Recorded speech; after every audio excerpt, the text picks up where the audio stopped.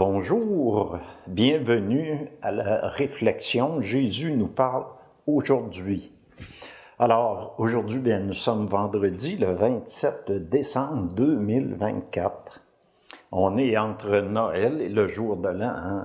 On vient de terminer les fêtes de Noël et le nouvel an va commencer dans quelques jours. Alors, que la paix, la joie et l'amour du Christ soient avec vous. Alors, ce matin, l'apôtre Jean nous raconte comment ils se sont aperçus de la résurrection de Jésus le Christ. On va entendre parler de Marie-Madeleine qui revient du tombeau, qui parle à Pierre et à l'apôtre bien-aimé. Alors, je n'en dirai pas plus, on va en garder un peu pour l'Évangile. Nous sommes rassemblés au nom du Père et du Fils et du Saint-Esprit. Amen.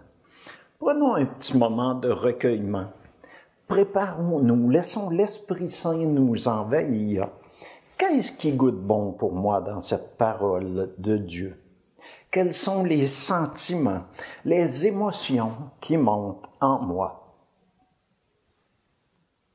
Le ciel et la terre éclataient de joie, le divin enfant est né. Alléluia,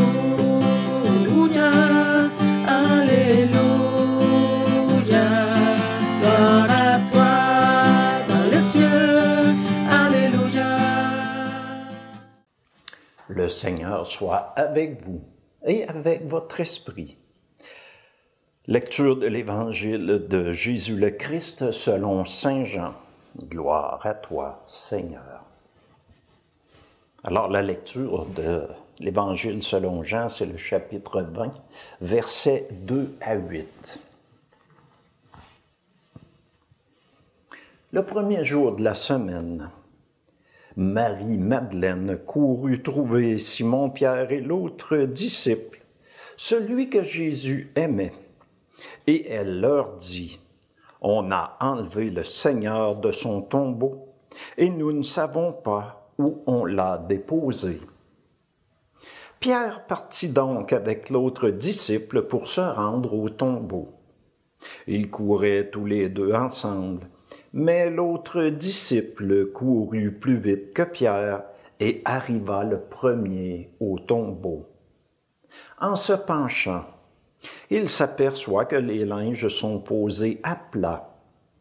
Cependant, il n'entre pas. Simon-Pierre, qui le suivait, arrive à son tour. Il entre dans le tombeau. Il aperçoit les linges posés à plat, ainsi que le suaire qui avait entouré la tête de Jésus, non pas posé avec les linges, mais roulé à part à sa place. C'est alors qu'entra l'autre disciple, lui qui était arrivé le premier au tombeau. Il vit et il crut. Acclamons la parole de Dieu. Louange à toi, Seigneur Jésus.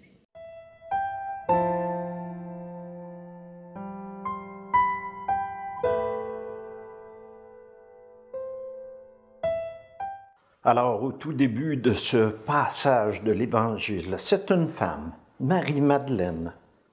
Marie-Madeleine s'est rendue au tombeau de Jésus très tôt le matin. Elle voit le tombeau ouvert. La pierre qui fermait le tombeau est retirée et le corps du Christ Jésus n'est plus là.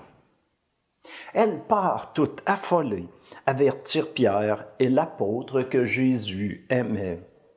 Il aimait tous ses apôtres, mais celui-ci, peut-être un peu plus que les autres, selon ce qui est écrit dans l'Évangile. Ils partirent tous les deux à la course pour vérifier si le corps de Jésus est bien disparu. L'autre apôtre arrive le premier. Il voit le linceul. Les linges qui recouvraient Jésus sont à plat, la main où reposait son corps. Mais il n'entre pas. Pierre arrive et entre le premier. Puis l'autre disciple à son tour entre. Il voit et il croit. Tout lui revient en mémoire. les paroles de Jésus quand il parlait que « Détruisez ce temple et je le relève en 3 jours ». Il sait maintenant que Jésus parlait de son corps, de sa résurrection d'entre les morts. Si le corps aurait été volé, les linges ne seraient pas posés à plat, mais par terre un peu partout ou manquant tout simplement. On sait aussi que Jésus leur apparaîtra à plusieurs reprises. Ils pourront toucher les plaies de ses mains, de ses pieds et son côté. Pour l'apôtre qu'il aimait, plus loin, Jean, celui qui a écrit l'Évangile, nous avouera que c'est lui l'apôtre bien-aimé. C'est son témoignage qu'il nous livre aujourd'hui. Nous pouvons tous devenir l'apôtre bien-aimé en croyant en Dieu. Un Dieu unique.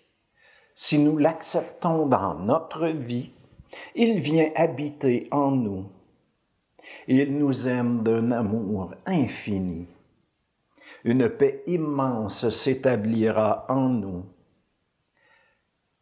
Il nous offre aussi sa joie de vivre, sa grande joie, son aide pour avancer dans la vie. Jésus, je t'aime.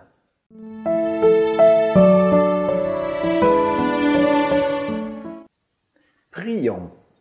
Seigneur Jésus, merci de faire de nous des hommes et des femmes bien-aimés, de nous combler de ton amour, de ta paix, de ta joie, d'établir en nous ta demeure.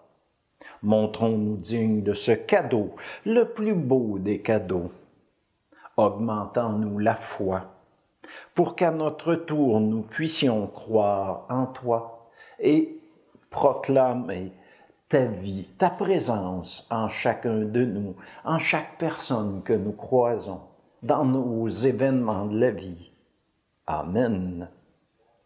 Alors, dans quelques jours, je l'ai mentionné au début, c'est le Nouvel An. Alors, je tiens à vous souhaiter tous mes vœux pour le Nouvel An et qu'il soit agréable et que la foi vienne en vous plus abondante, ainsi que l'amour de Dieu. Et en son nom, notre Dieu d'amour, je vous bénis tous et toutes, au nom du Père et du Fils et du Saint-Esprit. Amen. Bonne journée et bonne année.